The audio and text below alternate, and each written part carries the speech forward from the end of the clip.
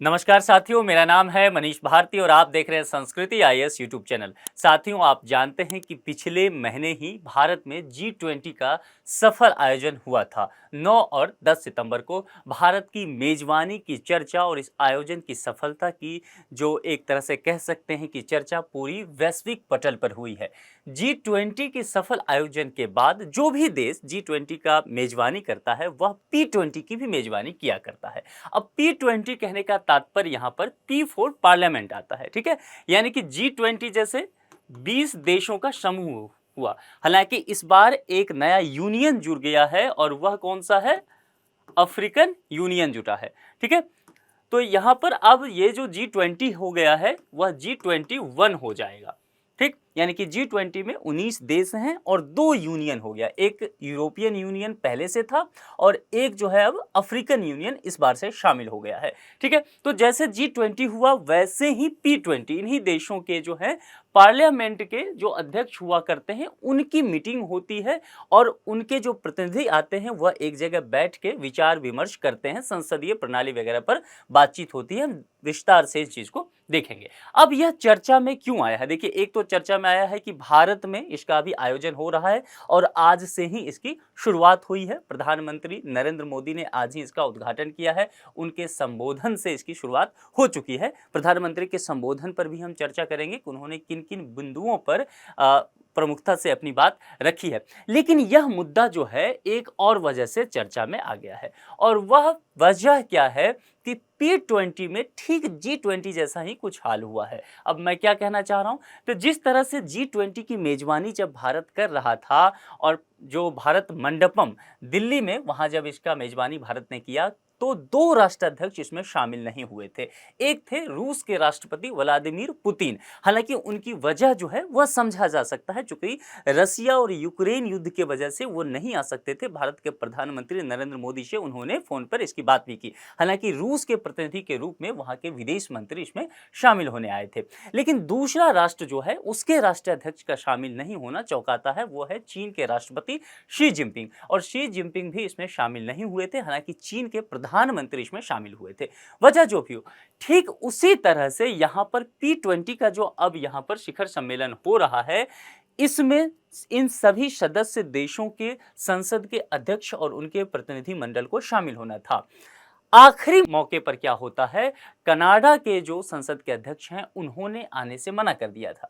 पहले उन्होंने हामी भरी थी, ठीक है, कि हम इसमें शामिल हो रहे हैं, लेकिन आखिरी वक्त पर उन्होंने मना कर दिया। इसकी वजह आप जानते हैं कि निज्जर हत्या को लेकर के भारत और कनाडा के बीच राजनयिक संबंध जो है इतिहास के सबसे निचले स्तर पर पहुंच गया है। यह एक वजह बताई जा रही है। हालांकि कनाडा के प्रधानमंत्री जस्टिन ट्रूडो का बार बार कहना रहा कि हम भारत के साथ संबंध बेहतर करना चाहते हैं। तो यह एक उम्मीद रखा गया था कि P20 का अभी जो शिखर सम्मेलन होने वाला है, कनाडा के पास एक अच्छा मौका है कि भारत के साथ वो संबंध बेहतर कर ले, लेकिन ऐसा होता हुआ नहीं दिखा। तो इस लेक्चर में हम बहुत विस्तार से P20 की चर्चा करने वाले हैं। क्योंकि देखिए, G20 की हमने बार बार चर्चा की है, आप उस पर नोट्स भी तैयार कर लिए होंगे, लेकिन P20 बहुत महत्वपूर्ण इस बार फिर से होने वाला है, क्योंकि कनाडा का एंगल इसमें आ गया है। इसीलिए इस चीज को आप नोट कर लीजिएगा। विस्तार से मैं P20 के बारे में बताऊंगा। यह भी आपसे चर्चा करूंगा कि इस बार जो P20 का सम्मेलन हो रहा है उसका थीम क्या रखा गया है और उस थीम का महत्व क्या है। दूसरी बात यह भी समझाऊंगा कि P20 जो है भारत के नजरिए से क्यों बहुत महत्वपूर्ण हो जाता है। चलिए अब आगे बढ़ते हैं। उससे पहले जो है आपके लिए एक सूचना है, और सूचना यह है कि संस्कृति आईएएस BPSC का फाउंडेशन कोर्स जारी कर रही है और यह जो है ऑनलाइन माध्यम में होगा। 15 अक्टूबर 2023 से इसकी फी जो है मात्र 25,000 रखी गई है, जिसे आप इंस्टॉलमेंट में भी पे कर सकते हैं। कोर्स की विशेषताओं की बात करूं तो 500 से अधिक घंटों की इसमें कक्षा रखी गई है। जिस दिन भी आप नामांकन लेंगे उसके 1 साल बाद तक आप इसे असीमित बार देख सकते हैं। नियमित 2 कक्षा आपकी कराई जाएगी, क्लास टेस्ट भी लिया जाएगा। इसके अलावा जिस भी विषय या खंड की पढ़ाई करा दी जाएगी उसका प्रिंटेड नोट्स आपको दे दिया जाएगा।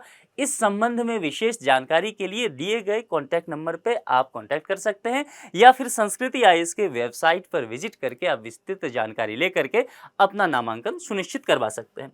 चलिए अब विलंब किए बिना चलते हैं आज के मुद्दे पर। चर्चा में क्यों आया है? दो वजह मैंने बताया। एक वजह तो मैंने पहले ही कहा है कि P20 अपने आप में ही एक बड़ा सम्मेलन है, ठीक है, तो एक वजह तो यह हो गया। दूसरी वजह जो है पार्टिसिपेशन इन देयर डिसीजन, और यहाँ मामला कहाँ से फंसता है तो कैनेडियन स्पीकर के मामले को लेकर के कि यह जो है P20 समिट में अभी नहीं शामिल हुए हैं, तो यह मामला यहाँ पर आकर के उलझता हुआ नजर आएगा।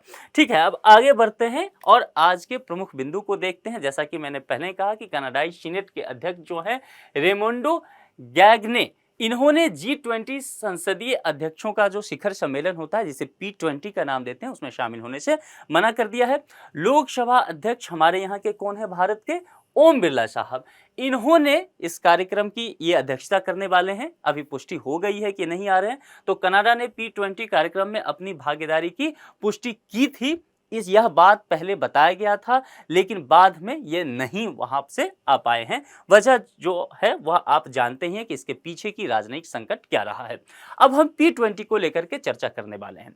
देखिए, भारत जो है वह एक लोकतांत्रिक देश है और दुनिया का सबसे बड़ा लोकतांत्रिक देश है, पुराना लोकतांत्रिक देश है। हमारे शास्त्रों में भी ऋग्वेद तक में इस बात की वेदों में चर्चा है। 5000 साल का जो पुराना इतिहास, वैदिक इतिहास भारत का रहा है, उसमें भी कई जगह आप देखेंगे तो सभासद की चर्चा आई है। आप वैशाली के बारे में जानते हैं, वैशाली में सबसे पहले कहते हैं कि गणतंत्र आया, यानी कि चुनाव की प्रक्रिया एक तरह से भारत में बहुत पहले से रही है। इसके अलावा सम्मेलन करके आप गांव में भी देखते होंगे, पंचायत करके चीजें आपस में एक दूसरे से डिस्कशन करके बातें करके रखी जाती है। अब यहाँ पर आप देखेंगे ग्रीक के जो यहाँ पर दार्शनिक आए, उन्होंने भी अपनी किताबों में इन सब बातों का चर्चा किया कि उस समय पर 1200 साल पहले किस तरह से भारत में सभासद हुआ करते थे, किस तरह से कामकाज हुआ करता था, किस तरह से आज जो संसदीय व्यवस्था हम देखते हैं आधुनिक लोकतांत्रिक पद्धति में, यह भारत में बहुत पहले से पाया जाता रहा है। इसी बात को और समृद्ध करते हुए भारत इस बार P20 की अध्यक्षता करता हुआ नजर आ रहा है। यहां मुद्दा क्लियर हो गया। G20 देशों की संसदों के जो अध्यक्ष होंगे उनका एक समूह होता है P20। जैसा कि मैंने पहले ही कहा कि P4 पार्लियामेंट यहाँ पर है, ठीक है, यानी कि जो संसद के अध्यक्ष हैं 20 के 20 वो आएंगे। और इस बार ध्यान रखना है कि यहाँ पर अफ्रीकी यूनियन के जो हैं संसद के सदस्य वह भी शामिल होंगे, तो यहाँ पर थोड़ा सा विस्तार होता हुआ इस संगठन को मिलेगा। वर्ष 2010 में इसकी स्थापना की गई थी। ठीक है, अब आगे बढ़ते हैं। P20 शिखर सम्मेलन को विस्तार से समझते हैं। यह जो है नवा P20 शिखर सम्मेलन होगा और यह 12 से 14 अक्टूबर तक होगा। हालांकि देखिए, शुरुआत औपचारिक तौर पर आज से ही हो रहा है, 13-14, ठीक है, लेकिन 12 से ही एक तरह से इसकी शुरुआत कर दी गई थी। कुछ कार्यक्रम कल रखे गए थे और यह कहां पर हो रहा है? नई दिल्ली में। नई दिल्ली में कहां पर? यशोभूमि। यशोभूमि जो पड़ता है वह आप जानते हैं कि जो इंटरनेशनल एयरपोर्ट है दिल्ली का, द्वारका स्थित, वहां यह जगह पड़ जाता है। वहां एक जो है नवनिर्मित भवन बनाया गया है। उस भवन का नाम है India international convention and expo centre. इसमें यह आयोजित किया जा रहा है। जैसे G20 का मीटिंग जब हुआ था, उसकी मेजबानी भारत ने की थी, तो प्रगति मैदान में भारत मंडपम तैयार किया गया था। विशाल कक्ष, विशाल सेंटर तैयार किया गया था, जिसमें भारत की अलौकिक जो पौराणिक गाथाएं हैं उन सभी को बहुत ही सफलतापूर्वक दुनिया के समक्ष रखा गया था। यही काम जो हुआ है सरकार P20 के सम्मेलन में भी यशोभूमि में कर रही है।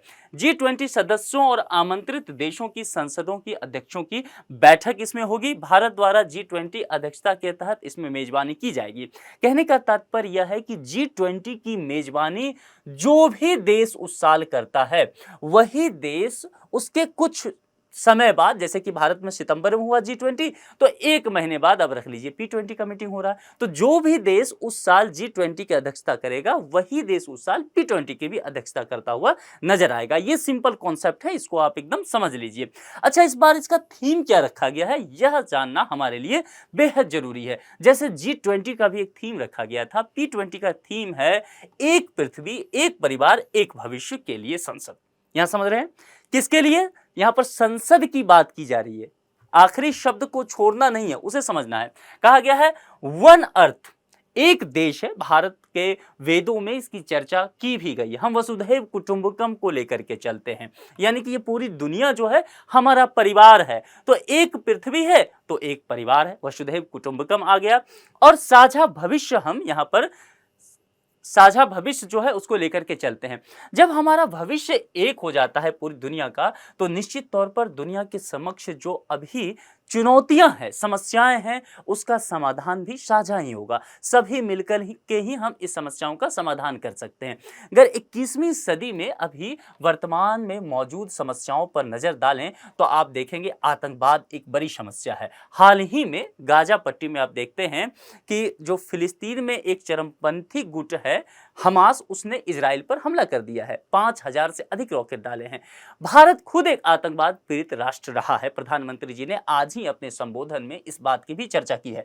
जब यहां पर हम ये चर्चा कर रहे हैं कि ये संसद के अध्यक्षों की मीटिंग होने वाली है, तो आप जान लीजिए आज से कुछ वर्ष पहले जब भारत में संसद का सत्र चल रहा था, हमारे देश के सांसद महोदय देश के अंदर देश के मुद्दों पर बहस कर रहे थे, चर्चा कर रहे थे। भारत के लोकतंत्र के मंदिर संसद पे आतंकवादियों ने उसी वक्त अटैक कर दिया था। ठीक है, तो भारत उन सभी चुनौतियों से निपटता रहा है, भारत जूझता रहा है। इसीलिए आज के समय की जो समस्या है, आतंकवाद की एक समस्या हो गई, बदलते पर्यावरण की समस्या है, क्लाइमेट चेंज हो रहा है, जिस वजह से हमारे जीवन शैली में लगातार परिवर्तन देखे जा रहे हैं।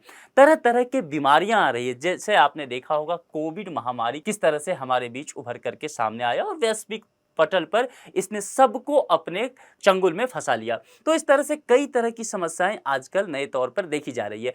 तो अगर इस तरह की समस्याएं हैं और भविष्य एक है सभी का, तो इन समस्याओं को साझा मिलकर के ही परिवार के सभी लोगों को, पूरे पृथ्वी को सुंदर बनाने के लिए एक साथ काम करना पड़ेगा।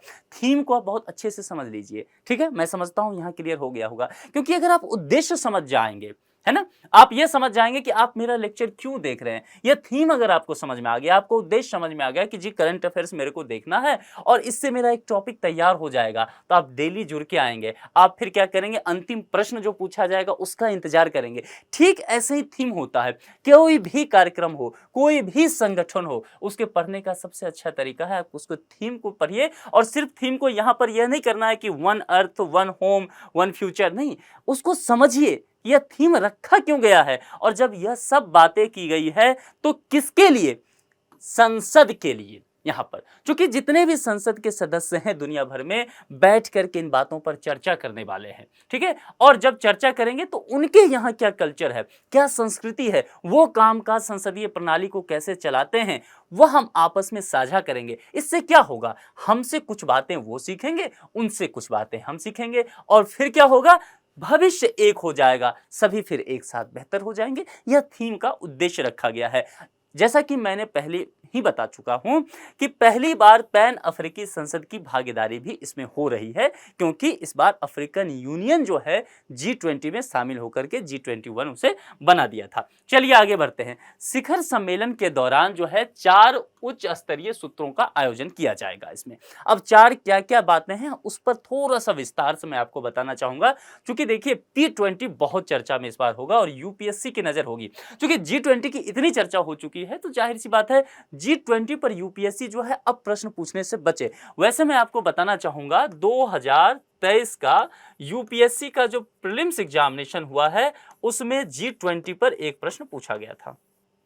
ठीक है, आप जाकर के 2023 में ये जो लास्ट वाला ही प्रीलिम्स हुआ है उसके क्वेश्चन को देखिएगा और उसमें एक प्रश्न आपको मिल जाएगा, G20 पर प्रश्न आपको मिल जाएगा। तो G20 पर यूपीएससी प्रश्न पूछ चुकी है और ये प्रीलिम्स में आ चुका है, तो संभव है P20 पर अब यूपीएससी की नजर हो, चूंकि यूपीएससी रिपीट करने से बचती है, यह राज्य स्तरीय आयोग नहीं है। तो यहाँ पर या तो प्रीलिम्स में पूछ ले या फिर यूपीएससी क्या करे आपसे मेंस में पूछ ले, तो दोनों ही जगह पे पूछा जा सकता है। इसीलिए इसको बहुत अच्छे से समझ लीजिए। इसलिए थोड़ा सा विस्तार से मैं इस पर बात करना चाहूंगा, क्योंकि कोई भी टॉपिक पढ़े ना तो इस तरह से पढ़ें कि फिर दोबारा उस पर जाने की जरूरत नहीं पड़े। उसे इनहेंस करने के लिए बाकी चीजें आप पढ़ते रहें, लेकिन बेसिक आपका क्लियर हो जाए। देखिए, सतत विकास लक्ष्यों के लिए एजेंडा 2030 की बात की गई है। अच्छा, ये मुझे आप बताएंगे कमेंट बॉक्स में, वैसे मैं अभी चर्चा कर देता हूं, फिर भी आप लिख के बताइए कि सतत विकास लक्ष्यों के लिए एजेंडा 2023 के तहत 17 एजेंडा रखा गया है। ठीक है, कौन कौन से एजेंडे हैं प्रमुख, क्योंकि 17 आपको कमेंट बॉक्स में लिखना आपके लिए कठिन हो सकता है, लेकिन प्रमुख क्या क्या एजेंडा है मैं यहाँ छोड़ रहा हूँ आपके लिए, आप कमेंट बॉक्स में मुझे जरूर बताइए। 2030 तक ये एजेंडे जो भी रखे गए हैं 17, यह तय किया गया है कि 2030 तक पूरी दुनिया इसे हासिल कर लेगी। क्योंकि जैसा मैंने कहा साझा भविष्य है, तो भविष्य के लिए, इस पृथ्वी के लिए, इस दुनिया के लिए ये एजेंडा बहुत जरूरी है ताकि हम एक बेहतर भविष्य की ओर जा सके। हालांकि एक चीज समझ लीजिए, आप कहता हूं कि बिटवीन द लाइन स्टडी कीजिए, क्या यह भी अब समस्या उभर करके सामने आया है कि यह जो सतत विकास का लक्ष्य रखा गया था 2030 तक पूरा करने की बात की गई थी, क्या यह पूरा हो पाएगा? देखिए, इस पर थोड़ा सा प्रश्नवाचक चिन्ह लग गया है। कारण इसका यह है, दो कारण इसमें, एक तो आ गया कि कोरोना का जो मामला फंसा, इसने पूरी दुनिया की कमर तोड़ कर रख दी, तो एक मामला तो यह आया, और इसी से निकलता हुआ दूसरा मामला आ गया मंदी का।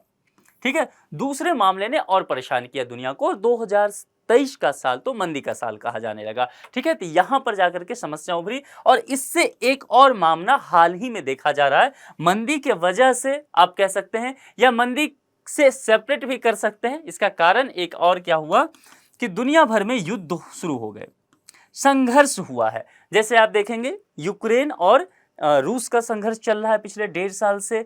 वहीं आप देखेंगे तो आप देखेंगे अर्मेनिया का और अजरबैजान का संघर्ष चल रहा है। भारत पाकिस्तान, भारत चीन, ये सब तो बहुत पुराना मामला हो चुका है, चलता ही रहता है इनका। उसके बाद चीन और आप दक्षिण चीन सागर के देशों का देखेंगे, आसियान देशों के साथ उनका संघर्ष चलता रहता है। इसके अलावा आप अफगानिस्तान को नहीं छोड़ सकते, वहाँ संघर्ष लगातार चल रहा है। और हाल ही में जो एक बड़ा संघर्ष अरब प्रायद्वीप में देखा जा रहा है, वह क्या हो गया है, हमास और इजराइल के बीच। अब इन सब चीजों के बीच जो है दुनिया का ध्यान बटा है। लक्ष्य क्या होना चाहिए था कि सतत विकास लक्ष्यों को पूरा करने की बात जो 2030 तक की थी, हम सभी एकाग्र होकर के एक तरफ आगे बढ़ें, लेकिन हम दुनिया भर की बातों में फंसते जा रहे हैं, और इस वजह से हम अपने एजेंडे से दूर हो जाएंगे। आज के भाषण में प्रधानमंत्री जी ने भी इस बात की ओर इशारा किया है। ठीक है, उपलब्धियों का प्रदर्शन करना, प्रगति में तेजी लाना, यह सब चर्चा किया जाएगा इसके तहत। सतत ऊर्जा परिवर्तन की बात भी की गई है। क्यों? क्योंकि हरित भविष्य का प्रवेश द्वार इसे माना गया है। देखिए, ऊर्जा के जो तरीके हैं, तौर तरीके, हमें उसमें बदलाव करना पड़ेगा, क्योंकि अगर हम ऐसा नहीं करते हैं तो कार्बन इमिशन लगातार होता रहेगा, और परिणाम स्वरूप क्या होगा कि ओजोन का छिद्र जो है वह बढ़ता चला जाएगा, और इस स्थिति में ये पूरी दुनिया रहने के लायक नहीं बच जाएगी। सितंबर महीने का आंकड़ा जो है वह आ चुका था, और सितंबर जो है उसमें काफी गर्मी देखी गई थी। अभी अक्टूबर ले लीजिए, अक्टूबर को भी बताया जा रहा है कि अक्टूबर जो है सबसे गर्म महीना रहने वाला है। अक्टूबर के हिसाब से कह रहा हूं, पिछले साल का अक्टूबर, उससे पिछले साल का अक्टूबर, उस हिसाब से आपको आभास नहीं होगा कि आप अक्टूबर में रह रहे हैं, क्योंकि वैश्विक टेम्परेचर जो है वह बढ़ गया है। फ्रांस में अभी जो है 35-36 डिग्री टेम्परेचर है, आप जरा सोच सकते हैं। तो इस स्थिति में हमारे लिए बहुत जरूरी हो जाएगा कि हम ऊर्जा पर ध्यान दें और नवीकरणीय ऊर्जा पर शिफ्ट हो जाएं, क्योंकि हरित भविष्य का प्रवेश द्वार यही हमारे लिए होने वाला है। लैंगिक समानता की बात की गई है। अब लैंगिक समानता की बात करेंगे तो भारत ने हाल ही में बहुत अच्छा काम किया है लैंगिक समानता के लिए। क्या काम किया है? महिला आरक्षण बिल पेश किया था हमारे जो नीति निर्माता हैं संसद में, और 33% आरक्षण, 33% आरक्षण जो है देश के संसद में और विधानसभाओं में महिलाओं को दिया गया है। ठीक है, लैंगिक समानता के दिशा में यह एक बहुत बड़ा कदम भारत के तरफ से उठाया गया है। अच्छा, लैंगिक समानता का तात्पर्य क्या होता है? लैंगिक समानता का तात्पर्य यह होता है कि जितने भी जेंडर हैं उनके लिए समान व्यवहार किया जाए, समान अवसर दिए जाएं, भेदभाव ना किया जाए। किसके आधार पे? लिंग के आधार पे। जेंडर को बेस बना के भेदभाव मत कीजिए। यह नहीं कि अगर कोई पुरुष है और एक महिला है, दोनों एक ही कंपनी में एक ही तरह के काम करते हैं, तो पुरुष का वेतन बहुत अधिक हो गया और महिलाओं का कम हो गया। इस तरह की बातें नहीं होनी चाहिए। हाल ही में आपने देखा होगा बीसीसीआई ने भी एक अच्छा फैसला लिया, और बीसीसीआई ने मैच फी वगैरह में कुछ काम किया है और महिला जो क्रिकेटर हैं उनके फी को भी बढ़ाया है। वह भी लैंगिक समानता के ओर बढ़ता हुआ एक कदम माना गया है। तो इस तरह की बातें जो है, अगर लैंगिक समानता की बात करते हैं और इसको मुख्य धारा की चर्चा में लाना हमारे लिए बेहद जरूरी है, क्योंकि दुनिया की आधी आबादी के बिना, आप जैसा मैंने कहा था थीम है भविष्य की बात करते हैं, तो दुनिया की आधी आबादी को पीछे छोड़ते हुए, उसको मध्य में केंद्र में चर्चा में ना लाते हुए आप भला विकास कैसे कर सकते हैं। इसलिए हमारे लिए आवश्यक है कि हम महिलाओं को साथ लेकर के चले, क्योंकि वो समाज की वंचित वर्ग मानी गई है, इसीलिए उसे मुख्य धारा में शामिल करना होगा और इस चीज के लिए जो भी जरूरी कदम उठाए जाने चाहिए वो उठाना लाजमी है। जैसे कि भारत ने भी 33% आरक्षण देने का प्रावधान किया। महिला विकास से महिला नेतृत्व वाले विकास तक हमें पहुंचना होगा, क्योंकि भारत में देखिए पंचायत स्तर पर देखेंगे कई राज्य हैं जहां पर पंचायत स्तर पर 50% तक आरक्षण दिया गया है। जैसे बिहार ने इसकी शुरुआत की थी, उसके बाद बहुत सारे राज्य जो हैं इस तरह का काम किया है और देखा गया है कि नेतृत्व में महिलाएं की संख्या जो है लगातार बढ़ती जा रही है। राजनीति में वैसे भी माना गया है कि महिलाएं जो है वह किसी काम को पुरुषों के अपेक्षा बहुत बेहतर ढंग से कर पाती है। मैनेजमेंट की काम कहते हैं ना कि पुरुष के पास दृष्टि होता है और महिलाओं के पास अंतर्दृष्टि होती है, तो दोनों ही बातों में फर्क है। महिलाएं किसी चीज को बारीकी से देखती है, समझती है, भावनात्मक स्तर से जाके जुड़ती है और राजनीति में एक अच्छे नेतृत्वकर्ता में ये सब गुण होने चाहिए। इसलिए आवश्यक है कि महिलाओं को नेतृत्व में भागीदारी मिलते जाए। उसके बाद एक मुद्दा है सार्वजनिक डिजिटल प्लेटफॉर्मों के माध्यम से लोगों के जीवन में परिवर्तन लाने की बात। यहां जब डिजिटल प्लेटफॉर्म की बात करेंगे तो भारत ने इसने कमाल का काम किया है। इसकी प्रशंसा पूरी दुनिया करते नजर आई है। G20 का जब मीटिंग भी हुआ था तो ऑस्ट्रेलिया के प्राइम मिनिस्टर आए थे, वहां नई दिल्ली में रोड पे जाके वो कोई सामान जो है खरीद रहे हैं और फिर उन्होंने क्या किया, मोबाइल लिया, अपना जेब से निकाला, ऑनलाइन पेमेंट करके देखा, तो बड़े खुश हो रहे थे कि छोटे छोटे ठेले वाले, रेहड़ी वाले जो हैं वह क्या कर रहे हैं, यहाँ डिजिटल पेमेंट ले रहे हैं। आज 5 रुपया की कोई खरीदारी कर रहे हैं आप आराम से डिजिटल प्लेटफॉर्म के माध्यम से पेमेंट कर रहे हैं। सिर्फ पेमेंट की बात ही नहीं, पेमेंट तो एक इसका हिस्सा हो गया, इसके अलावा बहुत तरह के काम है। सर्विस की बात की जाती है, ई गवर्नेंस की बात की जाती है ना, और इस सभी चीजों को जब आप जोड़ देंगे तो यहां से एक मामला आगे बढ़ेगा और वह मामला क्या होगा, गुड गवर्नेंस की बात होगी, सुशासन की बात की जाएगी, इससे करप्शन कम होगा। ठीक है, केंद्र सरकार या राज्य सरकार जो भी योजनाओं का लाभ जो है किसानों तक जैसे पहुंचाना चाहे या आम आदमी तक पहुंचाना चाहे तो उसके बैंक अकाउंट में सीधे ट्रांसफर किया जा सकता है। जब प्रधानमंत्री नरेंद्र मोदी 2014 में आए थे, उन्होंने 2015 में फिर एक योजना आया था, जैम करके बात की गई थी। ठीक है, जैम का मतलब क्या होता है, जनधन, आधार और मोबाइल, ये 3 चीज किया गया था। जनधन अकाउंट खोला गया था, उसके बाद उसे आधार कार्ड से लिंक कर दिया गया था और मोबाइल के माध्यम से सारा काम पेमेंट वगैरह का हो रहा था। इसने भारत में डिजिटल क्रांति ला दिया, पूरी तरह से व्यवस्थाएं बदली है। तरह तरह के सर्विसेज जो हैं डिजिटल प्लेटफॉर्म पर आज जो है सरकार उपलब्ध करवा रही है और नागरिकों को सुविधा पाना आसान हो गया है। तो यह तो बहुत अच्छा हुआ है और यही बात जो है भारत दुनिया के सामने प्रमुखता से रख रहा है और दुनिया के भी जो किए गए अच्छे काम हैं भारत उससे भी सीख रहा है। आगे बढ़ते हैं और लाइफ की बात करते हैं। लाइफ जो है एक शॉर्ट टर्म है। लाइफ का मतलब है पर्यावरण के लिए जीवन शैली। हमारा जीवन शैली ऐसा हो, हम अपने जीने के तौर तरीकों को इस हिसाब से ढाल लें कि वह पर्यावरण के लिए अनुकूल हो जाए, यानी कि पर्यावरण के सेहत के लिए बढ़िया हो। अच्छा, एक बात यहां गौर कीजिए, यदि पर्यावरण का सेहत अच्छा होगा तो हमारा और आपका सेहत भी अच्छा रहेगा। इसलिए जीवन शैली में ही परिवर्तन करने की जरूरत है। हम जैसे कि रिसाइकिल की बात करते हैं, रीयूज की बात करते हैं, तो हमें अपने व्यवहार में इन चीजों को शामिल करना होगा। जैसे कि मान लीजिए, एक उदाहरण के तौर पर मैं बस बताता हूं, सिंगल यूज प्लास्टिक की बात की गई है। भाई, एक बार आप पॉलिथीन लेकर के मार्केट जाते हैं और पॉलिथीन में कोई सामान लाते हैं या दुकान से लेके आते हैं और फिर उस पॉलिथीन को फेंक दिया आपने। ठीक है, अब आप जानते हैं कि वह पॉलिथीन जो है हमारे पर्यावरण के लिए बहुत नुकसानदेह है और अंततः वह हमारे लिए है। ठीक है, तो आप क्या कर सकते हैं, पॉलीथीन को साइड करते हुए, रिप्लेस करते हुए एक झोला खरीद लीजिए, वह लेकर के बाजार जाया कीजिए। तो आपने क्या किया, छोटी सी पहल है ये, लेकिन आपने क्या किया, अपने जीवन शैली में बदलाव किया है एक छोटा सा काम करके। इस तरह के बहुत तरह के काम हो सकते हैं। तो छोटे छोटे प्रयास करता हुआ हर आदमी अगर करता है तो यह पर्यावरण के लिए हम अपने जीवन शैली को बदल लिया है। यह पर्यावरण के प्रति हमारी जागरूकता को दिखाता है, और इस तरह का जीवन शैली हम अपनाते हैं तो यह क्या होगा, pro planet people, pro planet people कहा जाएगा। यानी कि P3 की परिकल्पना जो है यह की गई है पर्यावरण को बेहतर बनाने के लिए, उसके स्वास्थ्य को बेहतर करने के लिए।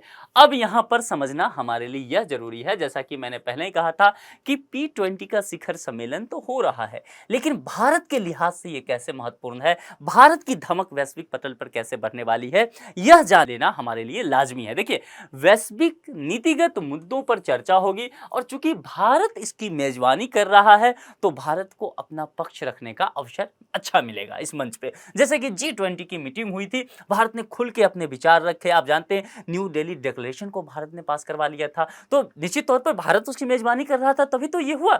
आप जानते हैं कि अफ्रीकन यूनियन को भारत ने शामिल करवा दिया, प्रस्ताव दिया, सभी देशों ने समर्थन किया और यह मामला हो गया। अब आप समझ लीजिए, अफ्रीकन यूनियन हमेशा भारत का आभारी रहेगा।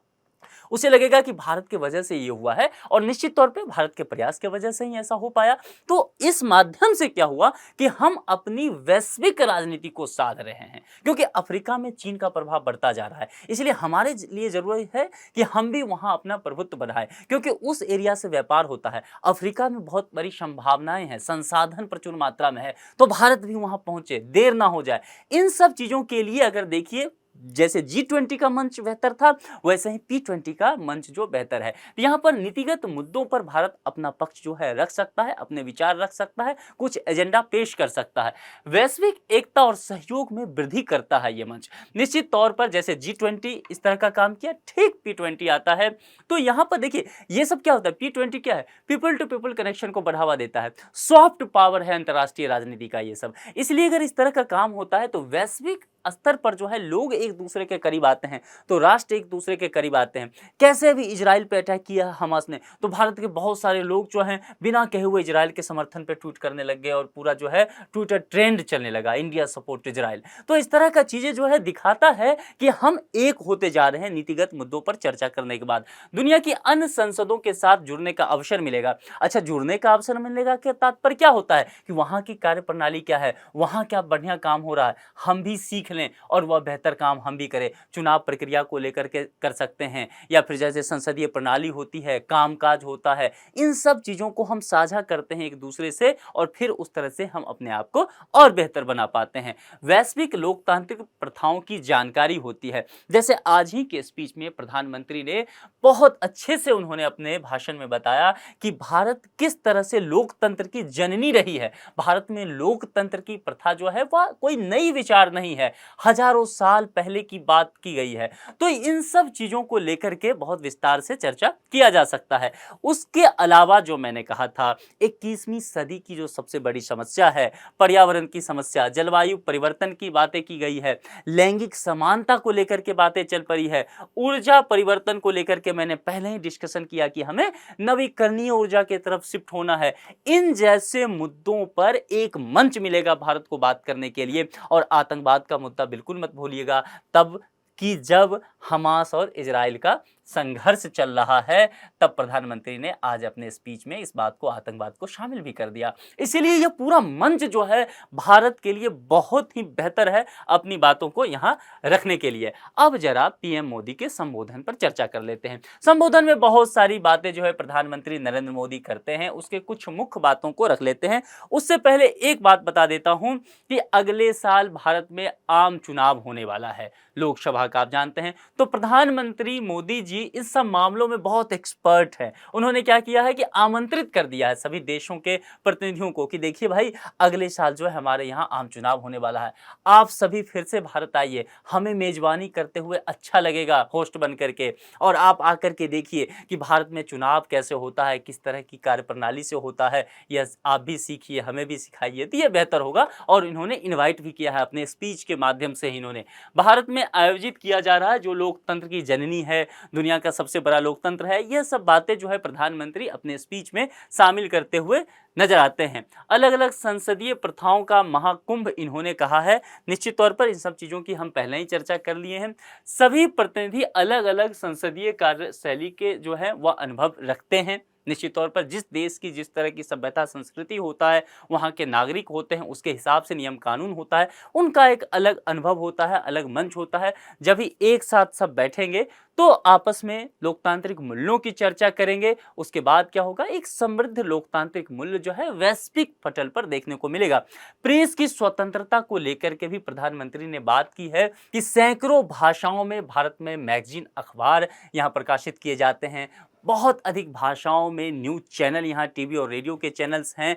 तो यह सब दिखाता है कि भारत में प्रेस की कितनी स्वतंत्रता है। प्रधानमंत्री ने इन सब बातों को लेकर के भी बहुत विस्तार से चर्चा किया है। दुनिया भर की संसदें बहस और विचार विमर्श के लिए एक महत्वपूर्ण स्थान होता है, जिसकी चर्चा प्रधानमंत्री नरेंद्र मोदी ने की है। और उन्होंने, जैसा कि मैंने पहले कहा, कि भारत में जो 2024 में आम चुनाव होने वाला है, उसके लिए सभी को उन्होंने आमंत्रित, निमंत्रित किया है, इनविटेशन दिया है कि आप आइए, हम आपकी मेजबानी करेंगे। इसके अलावा प्रधानमंत्री आतंकवाद की चर्चा करना नहीं भूले हैं, क्योंकि वह भारत के लिए एक जरूरी मुद्दा हो जाता है। और उन्होंने कहा है कि दुनिया जो है अब आतंकवाद को पहचानने लगी है। उन्होंने इस बात पर भी जोर दिया है कि आतंकवाद की परिभाषा तय होनी चाहिए, क्योंकि जब तक इस तरह की बातें नहीं होगी, यूएन आगे नहीं आएगा। यूएन में सभी जो देश हैं हितधारक, वे एक सहमत नहीं होंगे कि आतंकवाद की परिभाषा क्या किया जाए, तब तक इसका समाधान नहीं ढूंढा जा सकता है। इसलिए भारत जो है आतंकवाद से पीड़ित राष्ट्र रहा है। प्रधानमंत्री जोर दे करके सभी जितने मेहमान आए हैं उन सभी के समक्ष ये बातें उन्होंने रखी है। उन्होंने यह भी कहा है कि लैंगिक समानता के लिए भारत क्या किया है, और उदाहरण के स्वरूप उन्होंने हाल ही में महिला आरक्षण बिल, जिसमें 33% आरक्षण महिलाओं को दिया गया है, इसकी भी चर्चा उन्होंने की है। तो तमाम बातें और भी की गई है। बहुत सारे न्यूज़पेपर में अभी न्यूज आएगा, आर्टिकल आएगा, आप लगातार इस पर पढ़ते रहिए। मैंने पूरी कोशिश की है कि P20 के तहत जितनी बातें आपको बताई जा सके वह सब मैं आपके समक्ष रख दूं, ताकि एक अच्छा नोट्स आपका तैयार हो जाए। फिर बार बार आपको उसमें बहुत कुछ ऐड करना नहीं पड़ेगा। हाँ, थोड़ी बहुत बातें आते रहेगी, वो एक दो पॉइंट आते रहता है, आप नोट कर सकते हैं। लेकिन अब जब भी आप स्टडी करेंगे G20 का, तो G20 के साथ P20 की स्टडी जरूर कीजिए, क्योंकि इससे पहले P20 कभी इतना चर्चा में नहीं आया था, मैं बार बार कह रहा हूं। और यूपीएससी की नजर यहां जरूर पड़ेगी। चलिए, इस पर एक संभावित प्रश्न है, और प्रश्न क्या है, प्रीलिम्स के स्तर का है। जैसा मैं बार बार कह रहा हूं, P20 महत्वपूर्ण है, तो आज का प्रश्न भी हमने P20 पर ही रख लिया है। P20 क्या है, सीधी सीधी बातें की गई है। 4 विकल्प है। G20 देशों की संसदों के अध्यक्षों का समूह, G7 देशों की संसदों के अध्यक्षों का समूह, ब्रिक्स देशों की संसदों के अध्यक्षों का समूह, सुरक्षा परिषद के स्थायी सदस्यों की जो है संसदों के अध्यक्षों का समूह।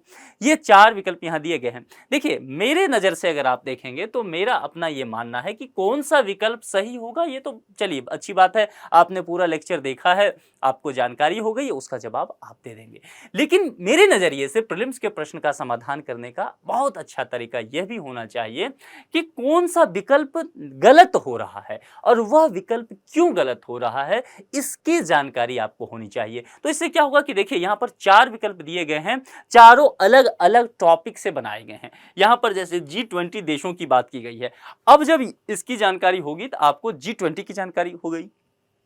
यहाँ पर G7 देशों की बात की गई है, तो G7 की बात होगी, ब्रिक्स और सुरक्षा परिषद की बात हो जाएगी। तो मैं आपसे बस एक आग्रह करता हूं, आप एक काम कीजिएगा, जो भी इसका सही जवाब लगे वह तो जवाब आप कमेंट बॉक्स में लिखिए ही। यह जो गलत हो रहा है, तो जैसे कि ब्रिक्स देश के बारे में आप क्या जानते हैं, कौन कौन से ब्रिक्स देश में आते हैं, सुरक्षा परिषद का क्या तात्पर्य है, दूसरी बात, सुरक्षा परिषद का जो अस्थायी सदस्य है भारत उसमें है कि नहीं, क्या समस्याएं हैं भारत के समक्ष, ये सब बता सकते हैं आप। G7 देशों को लेकर के चर्चा कर सकते हैं। तो इन सब चीजों पर थोड़ा सा विस्तार से आप कमेंट बॉक्स में हमें लिख के बताइए, ताकि मुझे ये समझ में आए कि अंतर्राष्ट्रीय राजनीति को आप कितना समझ रहे हैं, जो मैं करंट अफेयर्स आप तक ला रहा हूं उससे आप कितने लाभान्वित हो रहे हैं। मैं उम्मीद करता हूं कि आज के लेक्चर में हमने जितने मुद्दों पर चर्चा की है वह आपके पठन पाठन को समृद्ध करने में सहायक सिद्ध होगा। जल्दी ही हम किसी दूसरे मुद्दे के साथ आपसे मुलाकात करेंगे। अपना ख्याल रखिए। Thank you.